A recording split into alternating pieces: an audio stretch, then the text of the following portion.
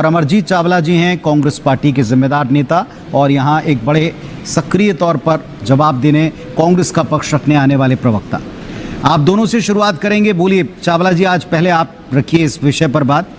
आतंकवाद और आतंकवाद के जख्म लंबे समय तक देश में कांग्रेस पार्टी की सरकार रही, उन्होंने इसके जख्म देखे, इससे उबरने के ढेर सारे काम किए और आज जब ये हालात बनते दिख रहे हैं तो इस पर जब आप कोई बयान देते हैं तो माना जाता है कि संवेदनशील मसला है, राजनीति से परे रखना चाहिए। इसमें कैसे और क्या चीज़ आपको लगती है कि सरकारों के फेल हुए? निश्चित तौर पे पुनीत जी, मैं अपनी बात कहूँ उसके पहले मैं कश्मीर के कुलगाम में हमारे बिलाईगढ़ सारंगगढ़ के 2 मज़दूर शहीद हो गए।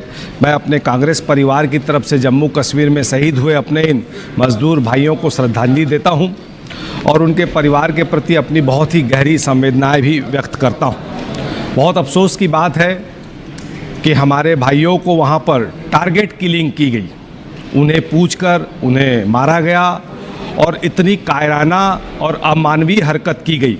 हम कांग्रेस पार्टी की तरफ से, पूरे छत्तीसगढ़ की तरफ से इस कायराना हरकत की निंदा करते हैं और ये सरकार से पूछना चाहते हैं कि आखिर आपकी ऐसी कौन सी असफलता है, आप हमारे मजदूरों को रोजगार और सम्मान नहीं दे पा रहे कि छत्तीसगढ़ से हजारों किलोमीटर दूर जाकर, चाहे उत्तर प्रदेश हो चाहे जम्मू कश्मीर हो, वहाँ के ईंट भट्ठों में जाकर हमारे मजदूर भाइयों को काम करना पड़ रहा है। ये राज्य सरकार की जिम्मेदारी होती है कि हमारे छत्तीसगढ़ के एक एक बच्चे को सुरक्षित और सम्मान रोजगार उपलब्ध कराए, हमारे बच्चों को शिक्षा और स्वास्थ्य की सेवा उपलब्ध कराए।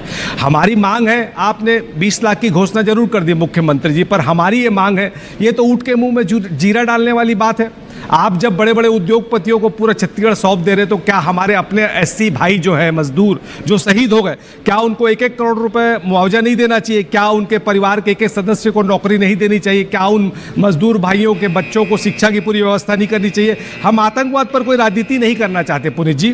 देश आतंकवाद में पूरी एकजुटता के साथ केंद्र सरकार के साथ है, लेकिन सरकार से चूंकि जवाब मांगना विपक्ष का नैतिक और संवैधानिक दायित्व है, इसलिए निश्चित तौर पर यह पलायन को लेकर और मजदूरों की शहादत को लेकर सवाल उठ रहे हैं। गृह मंत्रालय चाहे यहां का हो चाहे केंद्र का हो, अमित शाह जी की असफलता पर सवाल उठ रहे हैं क्योंकि लगातार घटनाएं बढ़ रही है, चाहे पुलवामा हो चाहे उरी हो चाहे पहलगाम हो। आप हमारे जवानों की शहादत को छिपा रहे हैं, आपका झूठ सामने है और अब टारगेट किलिंग हो रही है हमारे मजदूरों की, तो ये बहुत निंदनीय कृत्य है। इसके लिए निश्चित तौर पर भारतीय जनता पार्टी की, केंद्र की और राज्य सरकार दोषी है। इस कृत्य की मैं निंदा करता हूं और उन्हें 1-1 करोड़ रुपए मुआवजा देने की मांग करता हूं।